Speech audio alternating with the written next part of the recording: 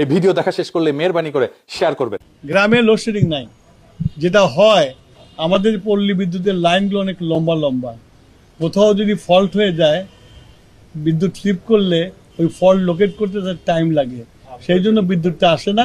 আবার লাইন ঠিক হয়ে গেলে বিদ্যুৎ চলে আসে। কিন্তু সামনে গরম পড়লে লোডশেডিং হবে কি হবে না?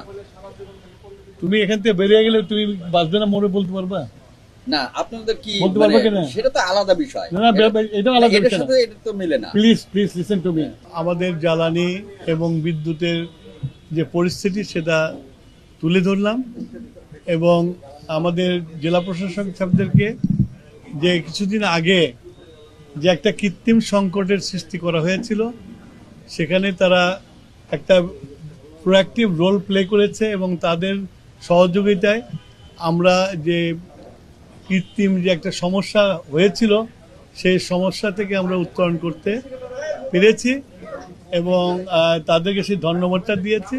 এবং আমাদের যে বিদ্যুৎ এবং জ্বালানির যে পরিস্থিতি সেটার সম্বন্ধে তাদেরকে অ্যাপ্রাইজ করেছি, এবং তাদেরকে বলেছি এই ব্যাপারে তাদের সহযোগিতা করার জন্য। আর একটা জিনিস তাদেরকে বলেছি, অতি দ্রুত আমাদের যে সোলার যে আমাদের প্ল্যান আছে 5,000 মেগাওয়াট মিনিমাম করার জন্য এই 5 বছরে, সেটা ডিসি সাহেবদের প্রত্যেকটা অফিসে এবং জেলার প্রত্যেকটা অফিসের রুফটপে এইটা লাগানোর জন্য বলা হয়েছে। এবং আমাদের ক্যাবিনেট ডিভিশন থেকেও ডিসিদেরকে যা অর্থ দরকার অর্থের যোগান দিয়েছে, এবং তাদেরকে অতি দ্রুত 2 মাস 3 মাসের মধ্যে এটাকে শেষ করার জন্য তাদেরকে অনুরোধ করেছি, এবং তারা সেটা সেই কাজটা হাতে নেবে। হাতে নিলে আমাদের বিদ্যুতের অনেক সাশ্রয় হবে।